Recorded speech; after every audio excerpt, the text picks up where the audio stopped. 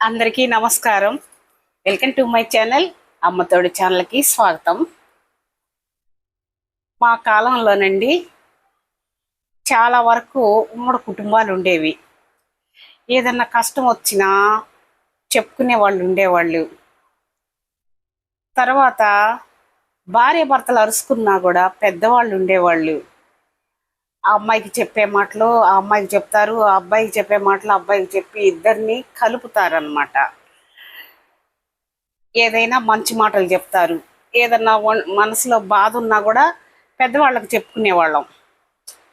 ఇప్పుడు అలాంటి రోజులు కాదండి. ఇప్పుడు ఇప్పుడున్న రోజులన్నీ ఎవరికన్నా చెప్పుకున్నా కూడా పలచనైపోతున్నాం, చులకనైపోతున్నాం. ఎందుకంటే వాళ్ళు మళ్ళీ వేరే వాళ్ళకి చెప్పటం, ఇలాగా ఎవరికి చెప్పుకోలేక ఇక మనసులోనే దాచుకొని డిప్రెషన్కి లోనైపోయి చాలా బాధలు పడుతున్నారు. ఆడవాళ్ళైనా మగవాళ్ళైనా ఒక మంచి ఫ్రెండ్ కానీ, ఆడవాళ్ళకి ఆడ ఫ్రెండ్ కానీ, మగవాళ్ళకి మగ ఫ్రెండ్ కానీ, మంచి ఫ్రెండ్స్ ఎవరు లేరండి ఈ రోజుల్లో. ఉన్నారు, ఎవరు ఎక్కడో ఉంటారు, అన్ని చోట్ల లేరు. ఎందుకంటే అలాగా స్వార్థంతో కూడుకొని ఉన్నారు అందరూ. స్వార్థము, పక్క వాళ్ళు బతుకుతుంటే ఓర్చుకోలేని రోజులు, ఒకళ్ళు బాగుంటే తట్టుకోలేకపోతున్నారు. అలాంటి స్వార్థంగా ఉన్నారు. ఇంకా అలాంటి వాళ్ళకి ఏదన్నా మనం మనసులో చెప్పినా కూడా వాళ్ళందరూ అందరికీ చెప్తారనమాట, ఇంకొంచెం కలిపించి చెప్తారు. అలాంటి జనాల మధ్యలో మనం బ్రతుకుతున్నాం. ఇక భార్య భర్తలు అయితే భర్త ఎక్కడో ఉంటాడు, భార్య ఒక చోట ఉంటుంది, పిల్లలు ఒక చోట ఉంటారు. ఇక వాళ్ళకి చాలా దూరం పెరిగిపోతుంది.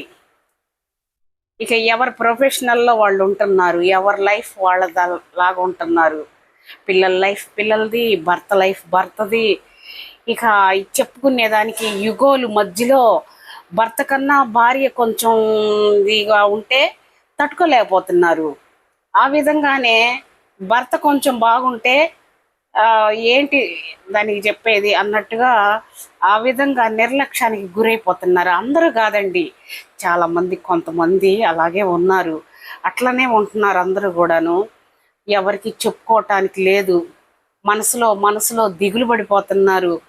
పెద్దవాళ్ళు లేరు, ఎవరు ఉండరు, ఒక్కళ్ళే ఉంటారు.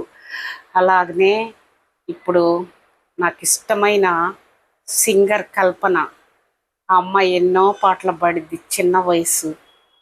తనకి ఏ కష్టం వచ్చిందో ఏమో ఎవరికి తెలీదు. ఎందుకంటే నైబర్స్, పక్క వాళ్ళు 2 రోజుల దాకా ఎవరు చూడల. ఆ పక్క వాళ్ళకి వాళ్ళ భర్త ఫోన్ చేసి చెప్తే పోలీసుల ద్వారా ఆ అమ్మాయిని తీసుకెళ్ళి హాస్పిటల్లో చేర్చారు. ఎన్నో వందల పాటలు పాడింది ఆ అమ్మాయి. ఒక ఏ ఏ పాట పాడాలన్నా దానికి తగ్గ కాస్ట్యూమ్స్ వేసుకొని పాడిద్ది. మనో గారితో పాడింది, ఎంత చక్కగా పాడింది.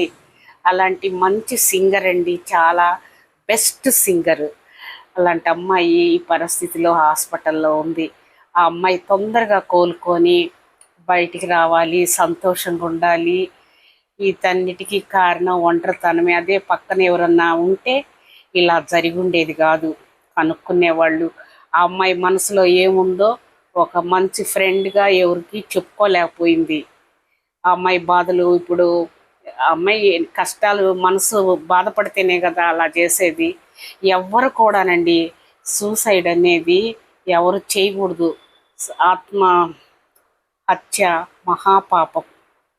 అది అసలు ఎవరు చేయకూడదు. చచ్చి సాధించేది ఏమి లేదు, బ్రతికి సాధించాలి ఎవరైనా సరే. అంతేగాని చచ్చిపోయి సాధించేది ఏముంది? 4 రోజులు ఏడుస్తాము, తర్వాత గమ్మున మాసిపోద్ది. అలాగా ఎవరు చేయకూడదు. ఏదైనా సరే సాధించాలి అంతే. అంతేగాని ఆ అమ్మాయి త్వరగా కోలుకొని బయటికి రావాలి తొందరగా హాస్పిటల్ నుంచి. మంచిగా అమ్మాయి ఎప్పట్లాగే బిజీగా ఉన్నట్టయితే అసలు ఇది ఉండేది కాదు.